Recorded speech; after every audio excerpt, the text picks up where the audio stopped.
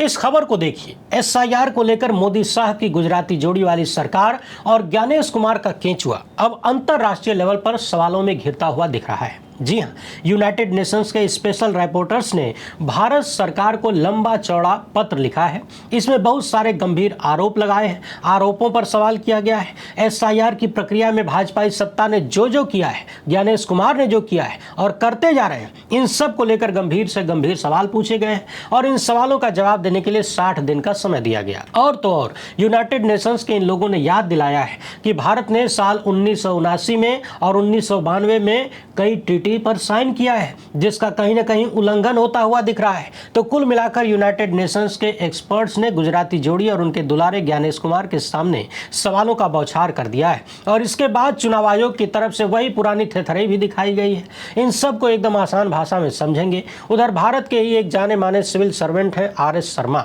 इन्होंने बेहद मजबूत कलेजा दिखाते हुए एक बुजुर्ग का उदाहरण देकर एसआईआर को बड़े कायदे से समझाया है, सवाल किया है। ध्यान रखिएगा, ये जो आधार कार्ड आप लोग पॉकेट में लेके घूमते हैं, उस आधार कार्ड के पीछे इनका भी दिमाग रहा है, योगदान रहा है। तो कुल मिलाकर एसआईआर में हरियाणा में भी 28 लाख लोगों का नाम कटता हुआ दिख रहा है। इसी बीच चुनाव आयोग ने फॉर्म 6 में मनगढ़ंत बदलाव कर दिया है। लोग कहने लगे हैं कि जल्दी कहीं ऐसा ना हो जाए कि ज्ञानेश कुमार ही खुद को संविधान घोषित कर दें, कानून घोषित कर दें, क्योंकि धीरे धीरे हरकतें तो उधर जा रही हैं। ये मामला बड़ा गंभीर है, इसलिए टकटकी लगाकर देखते जाइए। पहली बार है तो चैनल को सब्सक्राइब करके घंटी बजा दीजिए टन से। ध्यान रहे, ये काम बहुत ज़रूरी है। यहीं बगल में नीचे ही सब्सक्राइब का बटन होता है, उसको क्लिक करके घंटी बजाइए, उसमें ऑल पर क्लिक कर दीजिए। इससे आपको हमारी वीडियो लगातार मिलती रहेगी। नहीं तो बाद में वही होगा, आप मैसेज करके फ़ोन करके कहेंगे कि वीडियो नहीं मिल रही है, छुट्टी पे हैं क्या। इसके अलावा आपको मालूम है कि हम किसी धन्ना सेठ या राजनीतिक दल के दम पर चलते नहीं, तभी खुलकर उन मुद्दों पर बात हो पाती है जिन्हें छुपाने के लिए गोदी मीडिया को पैदा किया गया है। हमारा काम पसंद आता हो तो इस QR कोड या फिर मोबाइल नंबर का प्रयोग करते हुए जो भी हो सके आर्थिक सहयोग भेजने का प्रयास जरूर करें। बहुत बहुत धन्यवाद। सबसे पहले बात यूनाइटेड नेशंस की कर लेते हैं कि उसने कैसा पत्र लिखा है। दरअसल यूनाइटेड नेशंस के स्पेशल रिपोर्टर्स ने भारत सरकार को एक पत्र भेजा। इसमें बहुत सारे आरोप लगाए, भारत की व्यवस्था को लेकर चिंता व्यक्त किया। सबसे पहले ये जान लीजिए कि यूएन का स्पेशल रिपोर्टर्स क्या होता है।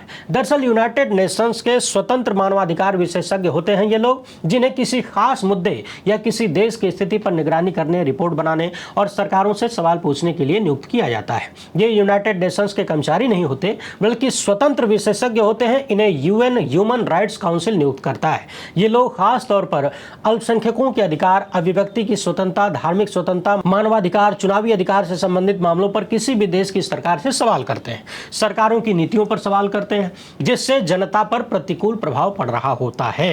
यानी कुल मिलाकर भारत का संविधान भारत की जनता को जो अधिकार देता है, उन्हीं मुद्दों पर ये लोग सरकारों से सवाल करते हैं और भारत से भी किया है। अब एकदम कान और ध्यान लगा के एक एक सवाल सुनते जाइए और कल्पना करिए कि वर्तमान सत्ताधीश अपने छोटे से फायदे के लिए भारतीय लोकतंत्र का कितना बड़ा नुकसान कर रहे हैं।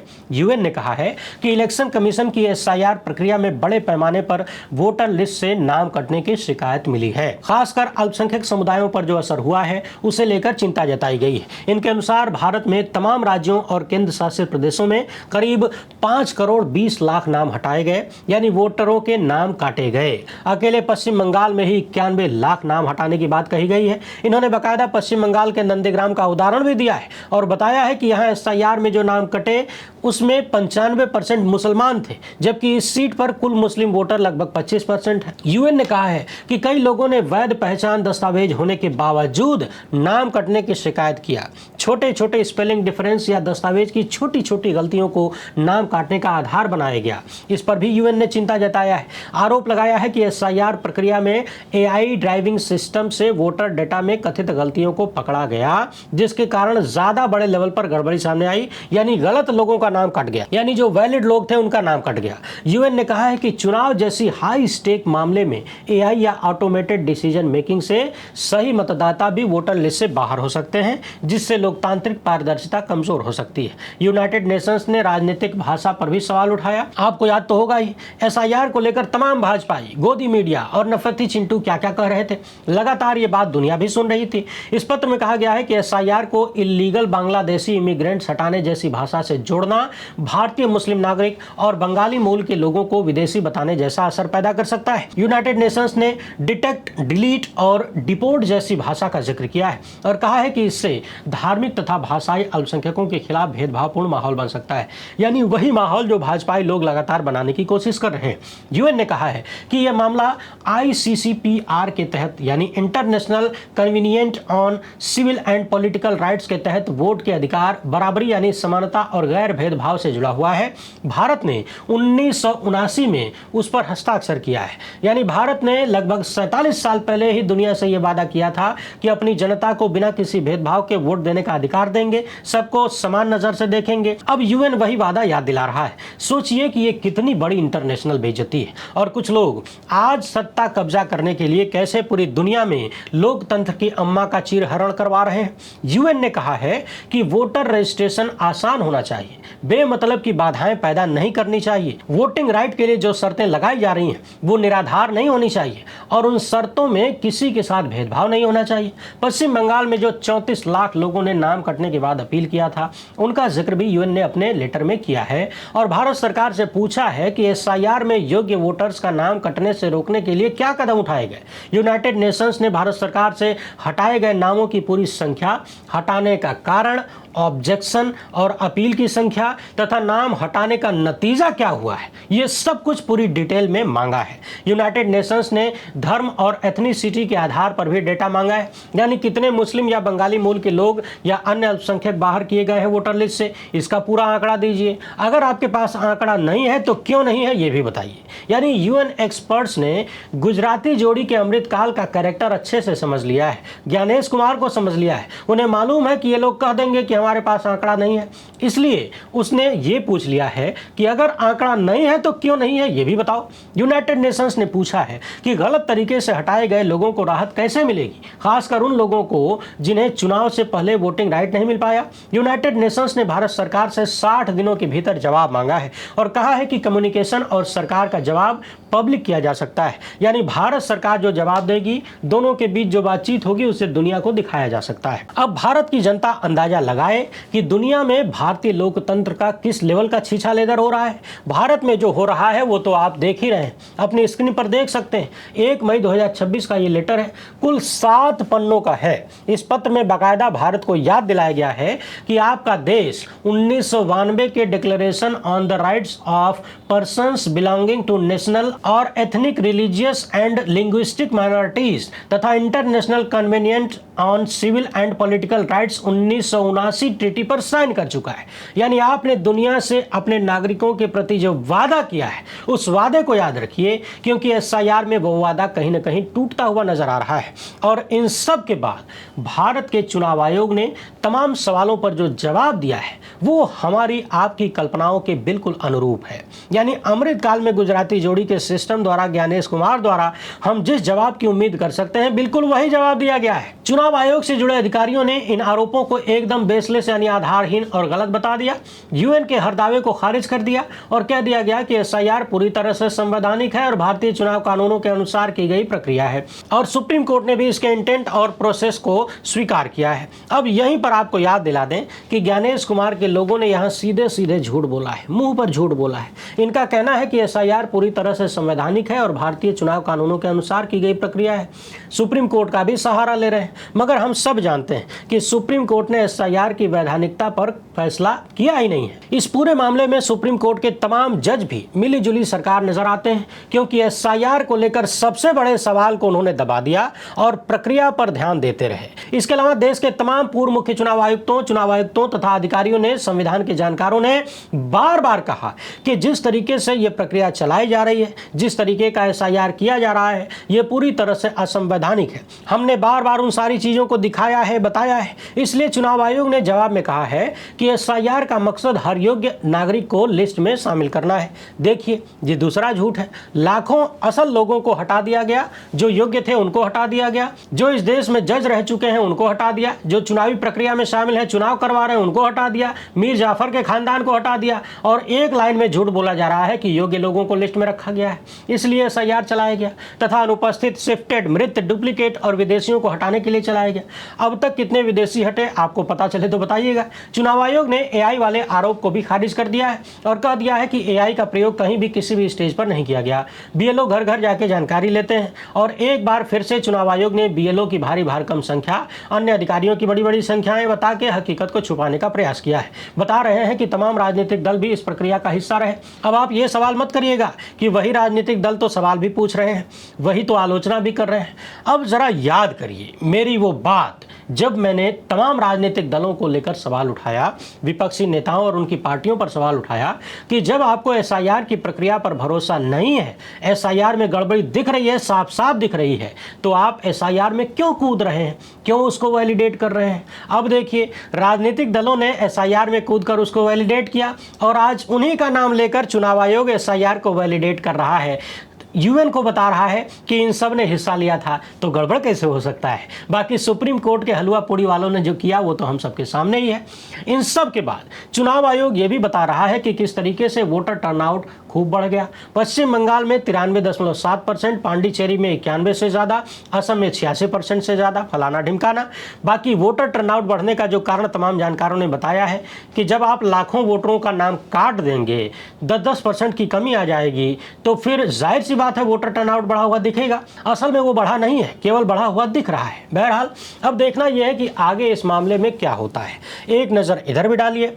आर.एस. शर्मा, जो कि देश के जाने माने नौकरशाह रहे हैं, आधार आईडी जब बन रही थी तो उसमें ये फाउंडिंग डायरेक्टर जनरल थे और मिशन डायरेक्टर भी रहे। इन्होंने एक बड़ा तगड़ा लेख लिखा है एसआईआर के बारे में। एक 60 साल के गरीब मजदूर का उदाहरण देते हुए इन्होंने कहा है कि जो व्यक्ति गाँव में पैदा हुआ, कभी स्कूल नहीं गया, जिसके पास पूरे कागज नहीं, ऐसे व्यक्ति से पूछा जा रहा है कि अपनी जन्मतिथि साबित करो, एड्रेस साबित करो, नागरिकता साबित करो। आखिर ये आदमी कागज लाएगा कहां से, जब राज्य ने कभी उसको कोई सही दस्तावेज दिया ही नहीं, तो वो कागज लाएगा कहां से।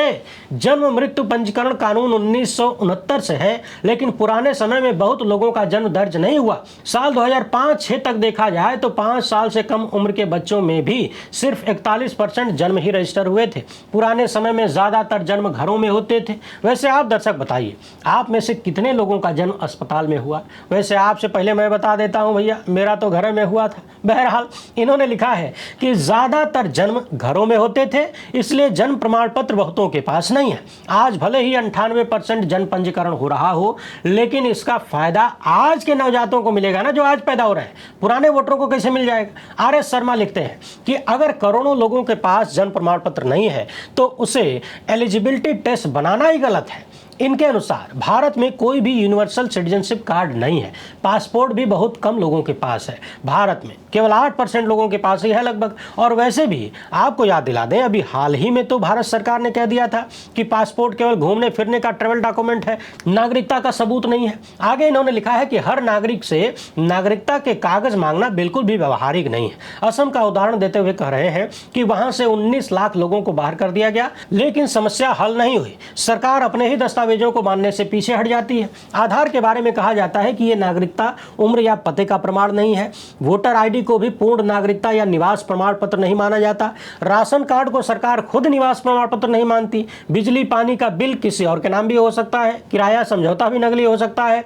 इन्होंने सवाल पूछा है कि देश का गरीब आदमी फिर कौन सा कागज दिखाए। समझने वाली बात यह है कि आधार कार्ड लोगों के घर के पते पर भेजा गया था, इसलिए वो व्यक्ति और उसके पते का मजबूत संकेत देता है कि ये वही व्यक्ति है, उसका वही पता है। ये कहते हैं कि देश ने डिजिटल पहचान यानी आधार बनाने में बहुत मेहनत की है, अब उसे पूरी तरह से बेकार बताना गलत है। इनके मुताबिक असली सवाल ये नहीं है कि आधार परफेक्ट है या नहीं। असली सवाल ये है कि गरीब आदमी के पास आखिर वो कौन सा कागज है जो सरकार ने दिया है और बेचारा गरीब उसे दिखाकर अपनी नागरिकता साबित कर ले। उम्र के मामले में इन्होंने लिखा है कि अगर किसी का बायोमेट्रिक 2013 या उससे पहले लिया गया था तो वो आज 18 साल से ऊपर होगा, क्योंकि 5 साल से कम उम्र के बच्चों का बायोमेट्रिक लिया ही नहीं जाता था। निवास के मामले में इनका कहना है कि आधार का पता घर पर डिलीवरी से जुड़ा हुआ था, इसलिए उसे भी पूरी तरह से खारिज नहीं किया जा सकता। नागरिकता के मामले में इनका कहना है कि कुछ जेन्युइन डाउटफुल केसेस को डाटा एनालिटिक्स से अलग किया जा सकता है, लेकिन हर गरीब को शक की नज़र से देखना गलत है। इनका कहना है कि सरकार ने अपने ही लोगों को पहचानने से इनकार कर दिया है। ये एक ऐसी व्यवस्था है जिसमें राज्य अपनी ही बनाई व्यवस्था और कागजों पर भरोसा नहीं करता। ये शासन चलाने का सही तरीका नहीं है। राज्य की नाकामी का बोझ गरीब जनता पर नहीं डाला जा सकता। अगर सरकार ने कभी जन्म प्रमाण पत्र, नागरिकता प्रमाण पत्र या सही रिकॉर्ड दिया ही नहीं तो फिर बाद में नागरिक से सबूत मांगना अन्याय है। यानी आप सोचिए कि एसआईआर के माध्यम से भारत की जनता के साथ कितना भयंकर अन्याय गुजराती जोड़ी की व्यवस्था और ज्ञानेश कुमार जैसे लोग कर रहे हैं, और ये इसलिए हो पा रहा है कि जनता खुद इसे होने दे रही है। एक तरफ यूनाइटेड नेशंस गंभीर सवाल कर रहा है, दूसरी तरफ देश के ही तमाम अधिकारी, तमाम जानकार लगातार सवाल उठा रहे हैं। आपको याद दिला दें कि आधार कार्ड जब बनना शुरू हुआ था तो उसमें इन्होंने महत्वपूर्ण भूमिका निभाया था। आईआरएस शर्मा जी ने उनका हिस्सा थे, उसका हिस्सा थे, और एकदम स्पष्ट रूप से बता रहे हैं कि आधार कार्ड लोगों के दिए गए पते पर जाता था, अगर वो वहां नहीं होते तो उसको उनको मिलता कैसे। एक तो यही से एड्रेस का वेरिफिकेशन हो रहा है, मगर जैसा कि मैंने आपको बहुत पहले ही बताया था कि चूंकि ज्यादातर लोगों के पास आधार कार्ड मौजूद था, इसलिए आधार को एक्सेप्ट करने से मना कर दिया गया, क्योंकि आधार एक्सेप्ट करते तो बहुत बड़े स्तर पर नाम नहीं काट पाते ना। अब आ जाइए दवायर के इस लेख को देखिए। नया वोटर बनाने के लिए जब कोई व्यक्ति ऑनलाइन फॉर्म 6 भरता है तो इसमें चुनाव आयोग ने कथित रूप से अपनी मर्जी से एक डिक्लेरेशन जोड़ दिया है। अब जब भी कोई नया वोटर ऑनलाइन फॉर्म 6 भर रहा है तो बीच में एक नया डिक्लेरेशन आ रहा है, और इसमें 3 ऑप्शन है। पहला है कि मेरा नाम पिछले एसआईआर वोटर लिस्ट में था, दूसरा है कि मेरे माता पिता या दादा दादी का नाम पिछले एसआईआर वोटर लिस्ट में था, तीसरा है कि न मेरा नाम था न मेरे माता पिता का नाम था। शुरुआत के 2 विकल्प चुनने के बाद आवेदक को विधानसभा, मतदान केंद्र और वोटर लिस्ट का सीरियल नंबर भी भरना होता है। बताया जा रहा है कि यह आधिकारिक तौर पर मैंडेटरी नहीं है, लेकिन ऑनलाइन आवेदन तब तक आगे बढ़ेगा ही नहीं जब तक ये डिक्लेरेशन नहीं भरा जाता। यानी एक तरह से मैंडेटरी ही है। ठीक वैसे ही जैसे बहुत सारे मोबाइल एप्लीकेशन जब आप अपने फ़ोन में लेते हैं, इंस्टॉल करते हैं, तो आपसे परमिशन मांगी जाती है। वो सिर्फ नाम की परमिशन होती है, क्योंकि अगर आप परमिशन नहीं देंगे तो आप उस एप्लीकेशन का प्रयोग ही नहीं कर सकते। यानी कहने को है कि आप अपना कंसेंट दे रहे हैं, लेकिन कंसेंट नहीं देने का कोई चारा ही नहीं है। वही काम चुनाव आयोग ने भी किया है। अब समझने वाली बात यह है कि जो फॉर्म 6 है ये कानून के तहत तय किया गया, बनाया गया एक फॉर्म है। जन प्रतिनिधित्व अधिनियम 1950 और रजिस्ट्रेशन ऑफ इलेक्टर्स रूल्स 1960 के तहत इसमें बदलाव करने की प्रक्रिया है। रिपोर्ट के मुताबिक नियम बदलने का अधिकार केवल और केवल केंद्र सरकार के पास है, जो कि चुनाव आयोग से सलाह लेकर कानून मंत्रालय की ऑफिशियल गैजेट नोटिफिकेशन से बदलाव करती है। यानी इस फॉर्म में बदलाव करने के लिए एक कानूनी प्रक्रिया होती है। चुनाव आयोग अपनी मर्जी से एक कॉमा तक बदल नहीं सकता, जोड़ घटा नहीं सकता, ये तमाम एक्सपर्ट कह रहे हैं। मगर यहां देखिए, इतना बड़ा बदलाव हो गया तो कुल मिलाकर सवाल वही है कि कल को ज्ञानेश कुमार खुद को संविधान घोषित न कर दें, जैसे भक्तों के भगवान ने खुद को भारत घोषित कर रखा है। अमृत काल है भाई, कुछ भी हो सकता है। मुमकिन है योजना अभी खत्म नहीं हुई है। एक खबर यह भी देख लीजिए, हरियाणा में कुल 2,06,55,000 से ज्यादा वोटर हैं, और इनमें से करीब 28,06,000 से ज्यादा वोटर बीएलओ को अपने एड्रेस पर नहीं मिले। अब इन वोटरों का नाम कट जाएगा, यानी 28 लाख से ज्यादा वोटरों का सत्यापन नहीं हो सका। आप सोचिए कि 2 करोड़ में 28 लाख, ये कितना बड़ा आंकड़ा है। 21 जुलाई को जो ड्राफ्ट वोटर लिस्ट आने वाली है उनमें से 28 लाख से ज्यादा वोटरों का नाम हटा दिया जाएगा। हालांकि उन्हें अपना नाम दोबारा जुड़वाने का मौका मिलेगा, लेकिन यह मौका कितना काम आएगा, किस तरह से काम आएगा, वोटरों पर कितना भारी बोझ डालेगा, इसका नमूना हम पहले भी देख चुके हैं, आगे भी देखते रहेंगे। देखने की आदत जो लग गई है। 21 जुलाई से 20 अगस्त तक दावा और आपत्ति दर्ज कराई जा सकती है। नए वोटरों को फॉर्म 6 भरना होगा, नाम, पता, फोटो या अन्य सुधार के लिए फॉर्म 8 भरना होगा। बाकी हरियाणा को भी मुबारक हो, वहां से भी लाखों लोग किनारे होने जा रहे हैं। आपको बता दें कि सबसे ज्यादा अनुपस्थित वोटर हरियाणा के पंचकुला में मिले, लगभग 23%। 100 में से 23 लोग अनुपस्थित मिले हैं, सोचिए। इसी तरह फरीदाबाद में 21%, गुड़गांव में 20% से ज्यादा लोग अनुपस्थित मिले। इसके बाद नंबर आता है सोनीपत, पानीपत और यमुनानगर का। यहां भी बड़ी संख्या में वोटर अनुपस्थित मिले। यानी बीएलओ गया, वोटर नहीं मिले, नाम कट गया। बाकी इन सब के लिए एक बार जोर से दोनों हाथ उठाकर थैंक यू फलाने जी बोल दीजिए। वीडियो को ज्यादा से ज्यादा लोगों तक पहुंचाइए। पहली बार है तो चैनल को सब्सक्राइब करके घंटी बजा दीजिए टन से। फिलहाल इतना ही। हमसे जुड़ने के लिए बहुत बहुत धन्यवाद। जय